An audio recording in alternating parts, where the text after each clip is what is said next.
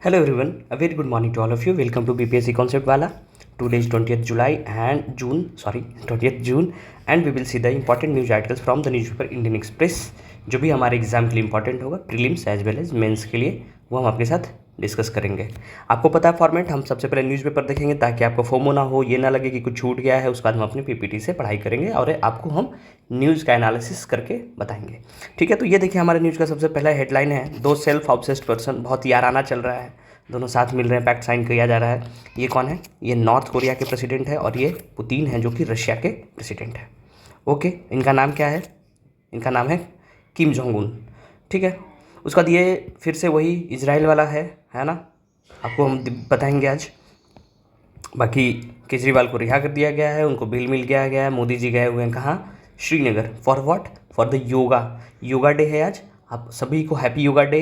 आप लोग सब घर में योगा करिए, हेल्दी रहिए, है ना। ये आज का न्यूज़पेपर है। ठीक है, और इसमें से जो भी इम्पोर्टेंट है वो हम आपको दिखाएंगे और आपको करते हैं। तो सीधा आते हैं अपने टॉपिक पे और डिस्कस करते हैं। ठीक है, so welcome back once again. सबसे पहला न्यूज़ हमारे एग्जाम के लिए जो ज़रूरी है वो है कि बिहार का जो कोटा था, जो नीतीश गवर्नमेंट ने जो कोटा 50% से बढ़ा के 65% रिजर्वेशन देने की बात कही थी ओबीसी को, उसको हाई कोर्ट ने स्टक डाउन कर दिया है। और ये 50% सीलिंग था, उसी पे रिलाई किया है कोर्ट। अब आपको पता होना चाहिए कि 50% सीलिंग क्या है जिस पे कोर्ट ने जजमेंट दिया। ठीक है, तो इसका हम डिटेल्ड बना के लेके आए हैं, उससे हम आपको डिस्कस कर देते हैं। तो सबसे पहले हम देखेंगे कि इंट्रोडक्शन की क्या है ये केस। तो Patna high court recently struck down the Bihar government notification to increase the reservation in government jobs and educational institution from 50% to 65%, and the court based in its decision on the established 50% ceiling for reservations, emphasizing that while reservations aim to provide opportunity for backward classes, merit should not be entirely compromised, कि जो merit है वो compromise ना हो, उसके लिए backward class को 50% का सीलिंग दिया गया था। लेकिन बिहार गवर्नमेंट ने क्या किया था अभी हाल में, एक बिल पास करके बोला कि हम जो रिजर्वेशन है ओबीसी को वो हम 50% से बढ़ा के 65% देंगे। ठीक है, जो कि पटना हाई कोर्ट ने स्ट्रक डाउन कर दिया। अब इसका कॉन्टेक्स्ट क्या है आर्टिकल का वो देखते हैं। जो डिसीजन था बिहार गवर्नमेंट का इंक्रीज करने का कोटा को, rooted in the historical context of the Indian reservation system, कि भारत का जो रिजर्वेशन सिस्टम है, रिजर्वेशन क्यों दिया जाता है? रिजर्वेशन क्यों दिया जाता है? हमको पता होगा कि आर्टिकल 15 के हिसाब से equality before law, all equal protection of law के लिए, है ना, ताकि जो मेरिट है वो कॉम्प्रोमाइज ना हो, सबको इक्वल अपॉर्चुनिटी दिया जाए, इसके लिए रिजर्वेशन दिया जाता है। जो भी कहा जाता है कि जिनको सोसाइटी में बराबरी का हक नहीं मिला है उनके लिए, like SC ST, like OBCs, अभी EWS किया गया है कि जो जनरल कैंडिडेट है उनमें भी जो इकोनॉमिकली बैकवर्ड रह गए हैं उनको बराबरी पे लाने के लिए दिया गया है। राइट, तो वही ये कॉन्टेक्स्ट है कि बिहार का, इंडिया का जो रिजर्वेशन सिस्टम है उस पे जो हिस्टोरिकल कॉन्टेक्स्ट है उस पे बिहार इंक्रीज किया है, इंक्रीज रिजर्वेशन कोटा इन रूटेड। ठीक है, so particularly the 50% ceiling established bye supreme court in the landmark 1992 Indira Sahni versus union of India case, है ना। आपको पता होगा बहुत फेमस केस है Indira Sahni versus union of India in 1992। उसमें सुप्रीम कोर्ट ने क्या कहा था कि 50% सीलिंग लगा दिया गया कि 50% से ज़्यादा आप रिजर्वेशन नहीं दे सकते। ठीक है, और this ceiling was set to ensure administrative efficiency and balance merit on the with social justice, दोनों के लिए दिया गया था। अब ये जो है कि सुप्रीम कोर्ट स्टक डाउन कर दिया, तो वो हमारे लिए एग्जाम में के लिए कैसे रिलेवेंट हो जाता है? तो पहला तो कि कॉन्स्टिट्यूशनल लॉ है, तो हमारे एग्जाम में के लिए ज़रूरी हो जाता है कि आपको लीगल फ्रेमवर्क का अंडरस्टैंडिंग होना चाहिए, जुडिशियल प्रेसिडेंट्स को पता होना चाहिए, related to reservation is crucial for question on constitutional law पे। राइट, उसके बाद पब्लिक एडमिनिस्ट्रेशन के लिए इंपॉर्टेंट हो जाता है कि जो आर्टिकल है वो प्रोवाइड करता है insight into the implementation and challenges of reservation policy relevant for public administration topics etc. Current affair के लिए भी जरूरी हो जाता है कि भाई अगर आपसे प्रीलिम से पूछ देगा कि बिहार सरकार ने 50% बढ़ा के कितना किया था, तो आपको पता होना चाहिए 65%। हालांकि अब ये पूछेगा नहीं क्योंकि अब ये स्टक डाउन कर दिया गया है ये लॉ को, इसलिए। और सोशल जस्टिस के नाम पे भी कि कैसे किसी ये knowledge of reservation policy, there impact on social equality, inclusion essential for discussion on social justice etcetera. Body पे आते हैं कि डिटेल क्या है 50% सीलिंग का, वो हम आपको सबसे पहले बता रहे हैं। इसका हिस्टोरिकल कॉन्टेक्स्ट क्या है? तो 50% जो सीलिंग, पहले आपको सीलिंग क्या होता है आपको पता होना चाहिए कि सीलिंग क्या है। ये आपका फ्लोर है और ये आपका छत है, तो छत में जो इसके ऊपर आप कैसे यहाँ से बढ़ते जाएंगे बढ़ते जाएंगे बढ़ते जाएंगे। यहाँ पे आने के बाद आपको एक क्या कर दिया गया, रिस्ट्रिक्शन लगा दिया गया है कि इसके ऊपर आप नहीं जा सकते। तो दिस इज कॉल्ड सीलिंग, मतलब आपको एक रोक लगाया गया है, एक बैरिकेटिंग किया गया है, वो होता है सीलिंग। तो जो 50% का सीलिंग था वो पहली बार इस्टेब्लिश कब किया था, 1992 में सुप्रीम कोर्ट के द्वारा Indira Sahni versus union of India case. जब भी रिजर्वेशन पे बात आएगा आप इस केस को कोट कर सकते हैं कि Indira Sahni versus union of India case जो है 1992 है ना, उसमें सुप्रीम कोर्ट 50% सीलिंग को क्या किया था, लगाया था, to maintain a balance between reservation and merit. ऐसा भी ना हो कि रिजर्वेशन इतना ज़्यादा कर दिया जाए कि जो मेरिट है हमारा वो खतरे में आ जाए, इसके लिए वो सीलिंग लगाया गया था। अब क्या हुआ कि the decision reinforced earlier judgment by M.R. Balaji versus state of Mysore 1963 and Devadasan versus union of India 1964 cases, और उसमें इम्फसाइज क्या किया गया कि reservation should not be exceed 50% except in exceptional circumstances, कि एक्सेप्शनल सर्कमस्टांसेस में जनरली क्या बोला गया कि 50% का जो कोटा है वो बढ़ना नहीं चाहिए, लेकिन अगर कोई एक्सेप्शनल सर्कमस्टांसेस है उसमें दिया जाना चाहिए। ठीक है, तो ये जो इंदिरा साहनी वाला 50% का सीलिंग था, ये दूसरे केस में M.R. बालाजी और देवादशन केस में क्या हो गया और इन्फोर्स कर दिया गया और स्ट्रांग बन गया कि 2-2, 3-3 केसेस का रेफरेंस आप दे सकते हैं। अब इसका रेशनल क्या हुआ, एक धारणा क्या था कि जो सीलिंग है वो इंश्योर क्या करता है कि merit is not entirely compromised, कि मेरिट जो है पूरा का पूरा कॉम्प्रोमाइज ना हो जाए while performing the opportunity for backward classes, कि बैकवर्ड क्लासेस या जो पीछे रह गए हैं या SC ST के जो लोग हैं उनको अपॉर्चुनिटी देने के चक्कर में हमारा जो मेरिट है वो कॉम्प्रोमाइज ना हो जाए। इसके लिए ये रेशनल बनाया गया कि 50% सीलिंग किया गया। It aims to maintain efficiency in administration and uphold the principle of equality. आपको बताया ना article 15 equality before law, article 15 clause 1, ठीक है, और आर्टिकल 15 क्लाउज 2, 3 तीनों क्या है, पब्लिक प्लेसेस और इस पे इक्वालिटी बिफोर लॉ की बात करते हैं। और आर्टिकल 15 क्लाउज 4, 5, 6 जो है वो इक्वल प्रोटेक्शन ऑफ लॉ की बात करता है ना, एक्सेप्ट माइनॉरिटी का। ठीक है, तो सबसे पहले आपको पता होना चाहिए था कि चंपकाई दोहराई राजन, आपको पता होगा पर जब आप पॉलिटी पढ़े होंगे, चंपकाई दोहराई राजन के हिसाब उस समय से रिजर्वेशन शुरू हुआ, फिर PM ईमानदार केस आया। ठीक है, तो रिसेंटली जो ये जो 50% का जो सीलिंग है वो कहाँ से आया, वो इंदिरा साहनी से। उसके बाद आपको पता होना चाहिए M.R. बालाजी रीइंफोर्स किया, और देवादशन केस भी 1964 में वो भी क्या किया, 50% का जो सीलिंग था उसको रीइंफोर्स किया गया। ठीक है, अब इसमें लीगल चैलेंजेस या एक्सेप्शन क्या है वो देख लेते हैं। ठीक है, तो लीगल चैलेंज की बात करेंगे तो इंदिरा साहनी का जो रूलिंग है उसमें क्या हुआ कि reaffirmed in multiple cases the ruling has become a cornerstone of reservation policy in India and effect to breach the 50% limit have persisted, gaining political tradition and leaning in frequent litigation. Right, उसके बाद हमको पता है कि 2019 में introduce कर दिया गया EWS quota for what, for the candidate who are economically backward, है ना, उनके लिए 10% का कोटा दिया गया इकोनॉमिकली वीकर सेक्शन के लिए, upheld by supreme court and distinguished from the SC ST and OBC quota. The majority opinion in 2022 but it suggests that 50% ceiling is no inflexible and hinting at possible future reconsideration. अब इसके पास argument क्या आता है या against में क्या breaching of the ceiling के लिए बात होता है, तो क्रिटिक्स ऑफ द सीलिंग है वो क्या करते हैं, आर्ग्यू करते हैं कि 50% लिमिट इज आर्बिट्ररी, है ना। आपको पता है यहाँ पे लिखा हुआ था कि एक्सेप्शन केसेस में we can increase the ceiling of 50%, but वही बोल रहे हैं क्रिटिक कि ये जो 50% का जो सीलिंग है, लिमिट है, वो क्या है, आर्बिट्ररी है and restrict the legislature's ability to address social inequality, कि सोशल इनइक्वालिटी को, है ना, एड्रेस करने के लिए ये क्या आर्बिट्ररी है और एक रिस्ट्रिक्ट करता है किसको, लेजिस्लेचर को। ठीक है, point to the involving understanding of equality and social justice that may be necessitate higher reservation percentage. अब इसका प्रोपोनेंट क्या है सीलिंग का, कि emphasise that reservation are exceptional to the general rule of equality and should not be overshadow merit, कि general rule of equality का general rule है, equality चाहिए, इसका मतलब ये नहीं कि जो मेरिट है उसको ओवर शैडो कर देना चाहिए। ठीक है, side doctor Ambedkar's question that unqualified reservation could undermine the principle of equality, है ना। और दूसरे स्टेट में हम देख लेते हैं रिजर्वेशन का पॉलिसी का है, तमिलनाडु का बात करेंगे तो 76th constitutional amendment place Tamil Nadu reservation law which breaches 50% limit into 9th schedule. वो क्या क्या कि 9th शेड्यूल में क्या है, 9th शेड्यूल में हमारा क्या है, स्टेट लिस्ट और सेंट्रल लिस्ट है, और जो क्या है वो जो लिखा हुआ है स्टेट लिस्ट और central list which is not able to challenge in court, it means it protects from judicial review. ठीक है, महाराष्ट्र की बात करेंगे तो 2021 में supreme court struck down in law providing reservation to Maratha community को दिया गया था रिजर्वेशन, जो कि सुप्रीम कोर्ट क्या किया, उसको स्टक डाउन किया, ruling the quota limit could not be exceed 50%। Similar case other state में भी including Gujarat, Haryana, Andhra, we have an number of cases कि फॉर द वोट बैंक और द वी कैन से कि equality के लिए किया जाता है, लेकिन the motive of the government कि हमको वोट बैंक चाहिए ओबीसीज का, ठीक है। तो similar challenge of community like Patels, Jats, Kapus seeking reservation beyond 50% limit, right. This is the conclusion कि पटना हाई कोर्ट डिसीजन ने स्ट्राइक डाउन कर दिया है बिहार का जो रिजर्वेशन कोटा था, जो बढ़ा रहा था।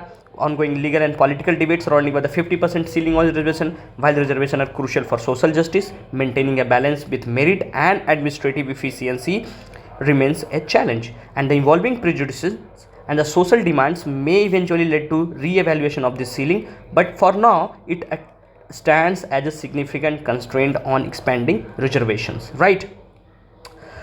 ये आपको समझ में आ गया होगा कि जो रिजर्वेशन है वो क्यों दिया जाता है, रिजर्वेशन मेरिट को कैसे ओवरशैडो ना करे, उसके लिए हम लोग ने सीलिंग लगाया। कौन सा केस, इंदिरा साहनी 1992 केस में सुप्रीम कोर्ट सीलिंग लगा दिया।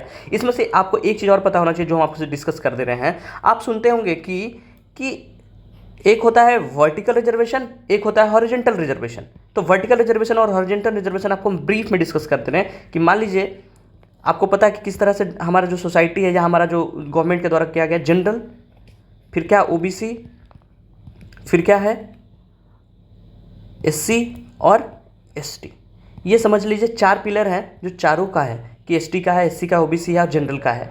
तो इसमें अगर हम जनरल में 10% का कर दिए हैं ईडब्ल्यूएस तो कोटा, दिस इज कॉल्ड क्या, वर्टिकल रिजर्वेशन हो गया। ओबीसी को 50% का सीलिंग है, ये क्या है, वर्टिकल रिजर्वेशन। एससी एसटी का भी अपना रिजर्वेशन है कि तो दीज आर कॉल्ड व्हाट, कि एक प्रॉपर एक कम्युनिटी में जो हम रिजर्वेशन दे रहे हैं या किसी तरह का छूट दे रहे हैं या किसी तरह का हम उनको रिजर्व कर रहे हैं, वो क्या है हमारा वर्टिकल। लेकिन अगर हम कोई ऐसा काम कर दें, जैसे कोई हैंडीकैप्ड के लिए कोई ऐसा रूल आ गया जिसमें कुछ उनके कास्ट से मतलब नहीं है कि जनरल हैं या ओबीसी हैं या एससी हैं या एसटी हैं, वो बस कि ऑल द हैंडीकैप्ड पर्सन, तो वो क्या हो गया, हॉरिजेंटल है कि वो सबके लिए है।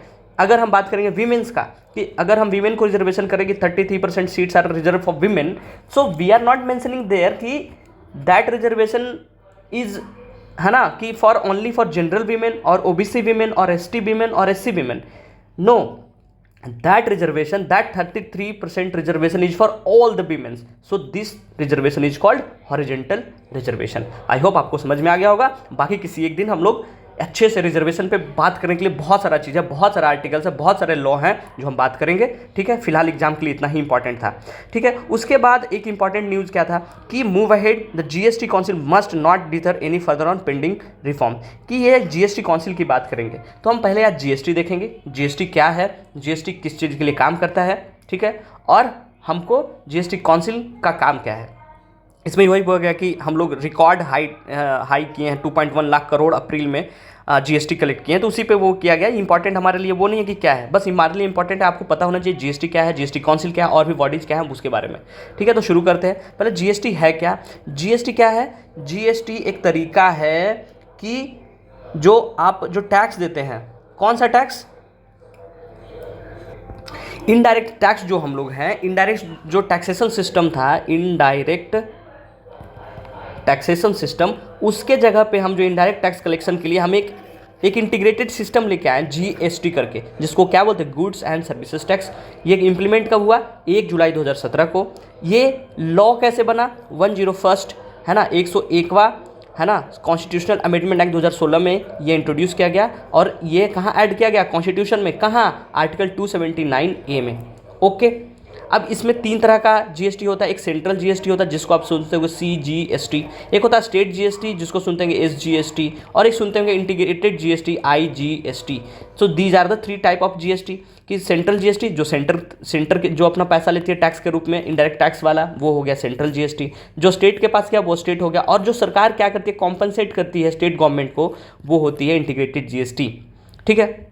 अब 101 कॉन्स्टिट्यूशन अमेंडमेंट के हिसाब के अंदर ही एक बना गया काउंसिल, जिसको हम बोलते हैं goods and services tax council. ये क्या हो गया, कॉन्स्टिट्यूशनल बॉडी, क्योंकि कैसे बना, ये कॉन्स्टिट्यूशनल अमेंडमेंट से बना।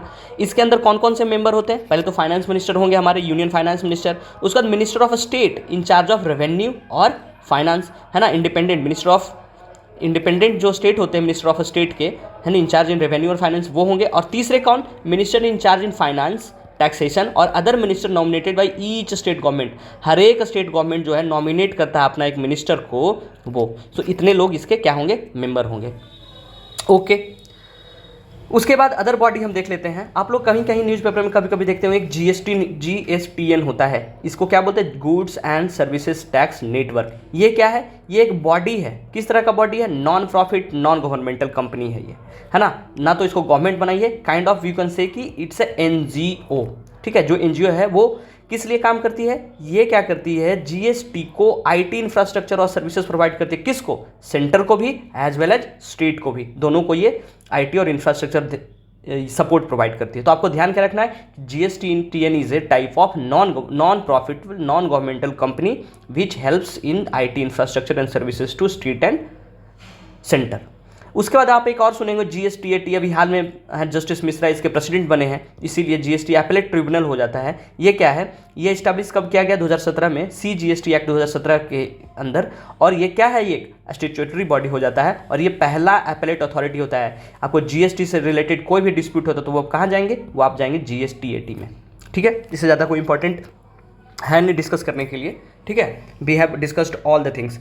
अगर आपको थोड़ा सा और हम एक चीज़ बता दे रहे हैं कि GST काउंसिल जो है वो क्या करती है, तो GST काउंसिल जो वो क्या करती है, सरकार को रिकमेंडेशन देती है ना, फाइनेंस मिनिस्टर को, कि आपको क्या करना चाहिए, टैक्सेशन कैसे करना चाहिए, है ना, आपको गुड्स एंड सर्विसेज कितना एग्जेम्प्ट, कौन कौन सा गुड्स जो जिसको एग्जेम्प्ट कर देना चाहिए, इंटीग्रेटेड गुड्स और सर्विसेज टैक्स के बारे में रिकमेंडेशन करेगी, है ना, टैक्स सेस सरचार्ज, है ना, टैक्स सेस सरचार्ज एटसेट्रा के बारे में आपको गवर्नमेंट को GST में सब सबमिट करना चाहिए या नहीं करना चाहिए। चलिए आपसे एक सवाल आता है कि what is the difference between cess and surcharge.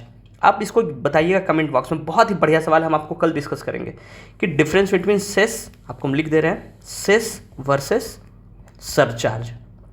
दोनों में ना, दोनों के बारे में बताइएगा कि क्या होता है सेस और क्या होता है सरचार्ज, दोनों में बेसिक डिफरेंस क्या है ये आप डिस्कस करिएगा, बताइएगा, लिखिएगा, थोड़ा पार्टिसिपेट करिए। अब आजकल अच्छा लगा कल देख के, बहुत लोगों ने जवाब दिया था मेकॉन्ग रिवर वाला, है ना, which is very good and we thank you so much to comment, है ना, फॉर द कमेंट। उसके बाद आपको इसमें और क्या बताती कि अभी हाल में सुप्रीम कोर्ट का जजमेंट आया, उसमें क्या कहा गया कि GST काउंसिल का जो रिकमेंडेशन है which is not binding on state और यूनियन। ठीक है, ये ध्यान रखिएगा, इसमें यही डिस्कस करने का था और कुछ है नहीं। अब आज जाते हैं योगा डे पे कि प्रधानमंत्री कहाँ गए हुए हैं, श्रीनगर गए हुए हैं। इसका थीम क्या है, थीम इंपॉर्टेंट होता है, yoga for self and society. BPSC directly आपसे प्रीलिम्स में पूछ देगा कि what was the theme of yoga day of this year, तो वो क्या था, योगा फॉर सेल्फ, योगा अपने लिए और किसके लिए, सोसाइटी के लिए। So yoga for self and society, this is the theme of this year. 21 जून को मनाया जाता है। अब आपको इसको थोड़ा हिस्ट्री बता देते हैं कि योगा डे का हिस्ट्री क्या है। तो हमारे प्रधानमंत्री 2014 में गए थे कहाँ, UN, है ना, UN जनरल असेंबली में, और वहाँ 2014 में क्या किए, प्रपोज किए कि 21 जून को हम लोग को क्या करना चाहिए, योगा डे मनाना चाहिए, इंटरनेशनल योगा डे। क्यों बनाना चाहिए, ये डे का इंपॉर्टेंस क्या है, ये डे का इंपॉर्टेंस इसलिए है कि ये क्या है, ये लॉन्गेस्ट डे है। So today is the longest day of the year in northern hemisphere. Okay, और ये क्या है, आज के दिन को क्या बोलते हैं, समर सॉलिस्टिस, सॉलिस्टिस इन नॉर्थ हेमिस्फेयर। सो यही इंपॉर्टेंट हो जाता है कि लॉन्गेस्ट डे है, इसलिए इसका साइंटिफिक कारण बोल सकते हैं या लॉजिकल रीजन कि 21 जून को हम क्यों ही मनाते हैं, क्योंकि longest day of the year होता है।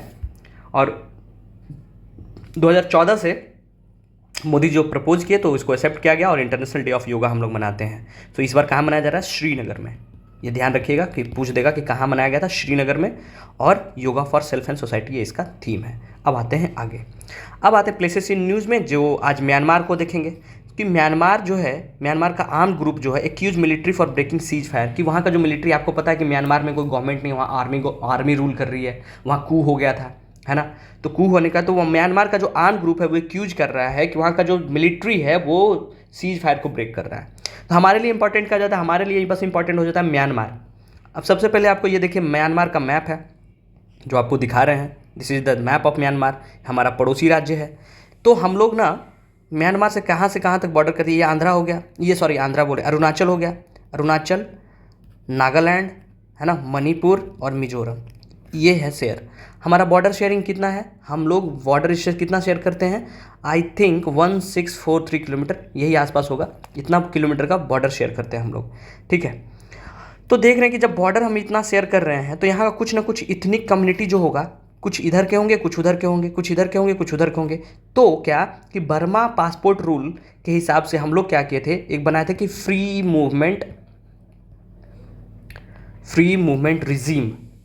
इसमें क्या था कि 40 किलोमीटर आप इंडिया के बॉर्डर में भी आ सकते हैं और 40 किलोमीटर म्यांमार के बॉर्डर में जा सकते हैं, वहाँ का जो इथनिक ग्रुप है। और कितना टाइम के लिए, 72 आवर्स के लिए, है ना, कि बॉर्डर में आने जाने के लिए आपको पासपोर्ट का नीड नहीं पड़ेगा, वीज़ा का नीड नहीं लगेगा 40 किलोमीटर अंदर तक जाने में। कि अगर आप म्यांमार के इतने ग्रुप के हैं तो 40 किलोमीटर इधर जा सकते हैं, और अगर इंडिया के आप कुछ हैं, आपको म्यांमार में कोई रिश्तेदार हैं या कुछ खेत है या आपको वहाँ कोई बिजनेस है, तो आप 40 किलोमीटर तक इधर जा सकते हैं, क्योंकि इथनिक के लिए हम लोग बनाए थे फ्री मूवमेंट रिजीम। अभी क्या है कि हाल में आपको पता होगा कि डिस्प्यूट हो गया था मणिपुर का इथनिक जो डिस्प्यूट चल रहा था, उसमें क्या था कि हमारे होम मिनिस्ट्री ये जो फ्री मूवमेंट रिजीम है इसको क्लोज करना चाह रहा था, लेकिन वहाँ के जो लोकल इथनिक ग्रुप थे, है ना, नागालैंड के, मणिपुर के, मिजोरम के, वो अपोज कर दिए, इसलिए इसको होल्ड कर दिया गया, ठीक है। तो बस ये ध्यान रखिएगा कि ये बांग्लादेश, है ना, हमारा जो बॉर्डर शेयरिंग करता है वो 1643 किलोमीटर में हम लोग बॉर्डर शेयर करते हैं म्यांमार के साथ, ठीक है। ये Laos, Thailand, Vietnam, Cambodia, China, ये इंडिया, ठीक है। अब आते हैं, हमारा एक मल्टी मॉडल प्रोजेक्ट है, ठीक है, उसका नाम है Kaladan multi modal transit pass project, ठीक है। ये क्या था, आपको पता है कि हमारा जो ये चिकन नेक यहाँ पे बनता है इस तरीके से, ठीक है, इस तरीके से। तो आपको पता है कि चाइना आजकल पैर पसारा है, तो अगर ये चिकन नेक कोई हथियार लेगा तो हम लोग का जो नॉर्थ ईस्ट है पूरा कट जाएगा। इसके लिए हम लोग क्या किए कि एक सी लिंक और रिवर लिंक और रोड लिंक से, एक म्यांमार के हेल्प से हम लोग एक रूट बना रहे थे, कहाँ जाने के लिए, मिजोरम, नॉर्थ ईस्ट को जोड़ने के लिए। तो वो क्या था, Kaladan multi modal transport project है। वो क्या था, कलकत्ता से सितवे पोर्ट तक जाएंगे, ये जो सितवे एरिया है, ठीक है, यहाँ तक जाएंगे, रखाइन प्रोविंस के एरिया में आता है ये, है ना, आप लोग सुने होंगे वो रोहिंग्या वाला इशू यहीं के आसपास में है। तो सितवे के पास आएंगे बाई सी, ठीक है, और सितवे से हम लोग प्लेटवे जाएंगे, है ना। वो कैसे जाएंगे, रिवर है, कौन सा रिवर आप बताइएगा कमेंट बॉक्स में कि कौन सा रिवर पे बना था, वो हम बोट रूट से जाएंगे, ठीक है।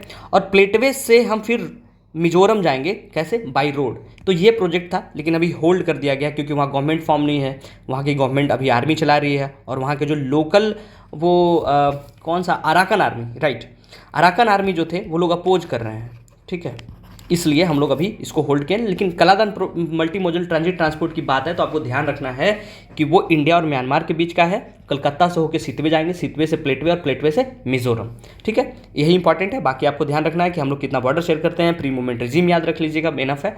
बाकी आज का डिस्कशन खत्म होता है, so thank you so much. आपसे जो पूछा गया सवाल उसका जवाब दीजिए, हम लोग फिर मिलेंगे कल के डिस्कशन में। तब तक के लिए आप लोग पढ़िए अच्छे से, नोट्स बनाइए जो इंपॉर्टेंट है। Thank you so much.